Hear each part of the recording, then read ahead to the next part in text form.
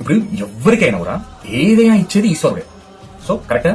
అంటే ప్రతిదీ మనకు ఇచ్చేది ఈశ్వరుడు అయినప్పుడు నువ్వు ఈశ్వరుని పట్టుకొని నిలబడినప్పుడు నీకెందుకు ఇంకా భయాలు, నీకు ఇంకా ఎందుకు ఆందోళన? వాటికి ఎక్కువగా మనం గురి కావద్దు కదా. సో ఏంటంటే నీకు ప్రతిదీ ఈశ్వరుడు వస్తున్నాడు, నేనే ఈశ్వరుడు నీకు తోడుకుంటున్నాడు. ఇంకా బయటి వాటికి లోపల ఉన్న బాధలకి ఆందోళన చెందడం ఎందుకు?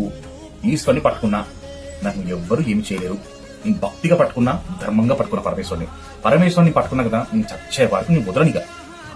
అసలుకు వదలడం అనే అదే లేదు. గట్టిగా పట్టుకుంటా, ఏమైనా జరగని నీ ఈశ్వరుని పట్టుకుని వదల అని ఒక సంకల్పంతో పట్టుకొని ఉన్నప్పుడు నీకు ఎదురు ఆటంకాలు ఏ వస్తాయని నేను అడుగుతున్నా. ఏ ఆటంకాలు నీకు రావు. వచ్చిన ఆటంకాలన్నింటినీ పక్కకు జరిపిస్తూ వెళ్తూ ఉంటాడు ఈశ్వరుడు. ఎందుకంటే సృష్టిని కాపాడే శంకరుడు నిన్ను నడిపిస్తున్నప్పుడు నీకు వచ్చే ఆటంకాలు ఆయనకు ఒక లెక్కనా, అన్నిటినీ పక్కకు పడిస్తాడు.